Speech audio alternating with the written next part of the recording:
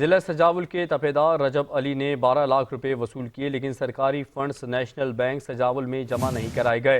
इस पर मुख्तार कार सजावुल ने असिस्टेंट कमिश्नर से मंजूरी लेकर तपेदार को 10 रोज के लिए गिरफ्तार करा दिया और सजावुल थाने के एक कमरे को सिविल जेल करार दे दिया गया। इस बारे में मजीद जानते हैं हमारे नुमाइंदे शकील नाइन से। जी शकील, अपडेट कीजिए।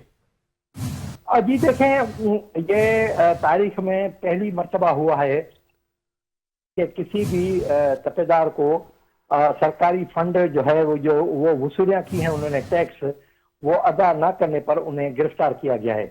ये वाकया सजावल में हुआ है। तपेदार हैं रजब अली, उन्होंने वहाँ पर जो है वो land tax, drainage cess, local cess, local water rate, इन सब ये इन्होंने वहाँ वसूल किए हैं।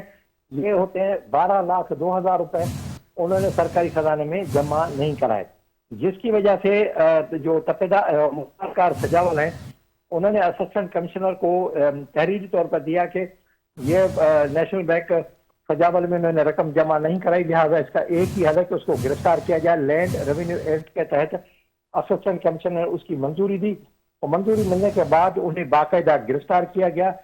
पहली दफा जो है वो किसी थाने को सिविल जेल करार दे दिया गया और सजावल थाने का एक कमरे को सिविल जेल करार देकर उसमें तपेदार को रखा गया है और उसको 10 रोज के लिए 31 जनवरी से लेकर 9 फरवरी तक उस सिविल जेल में रखा गया है और उनसे कहा गया है कि जब वो जो सरकारी रकम है 12,02,000 रुपए वो जमा नहीं करा तब तक उसको सिविल जेल से रिहा न किया जाए।